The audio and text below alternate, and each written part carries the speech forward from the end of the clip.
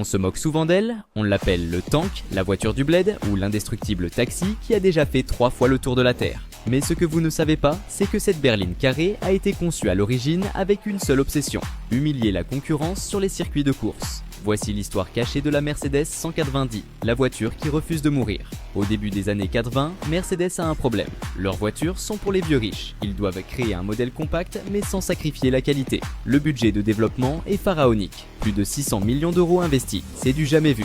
Les ingénieurs la surnomment la Baby Benz, mais c'est un monstre de technologie suringénierée. Pour prouver sa fiabilité, ils ne font pas les choses à moitié. Ils l'emmènent sur l'anneau de vitesse de Nardo en Italie. La voiture roule à fond absolu, jour et nuit, pendant 50 000 km. Elle bat 3 records du monde de vitesse et d'endurance. Elle ne casse pas, elle ne chauffe pas, elle est juste parfaite. Mais sa légende s'écrit vraiment en 1984 lors de l'inauguration du nouveau Nürburgring.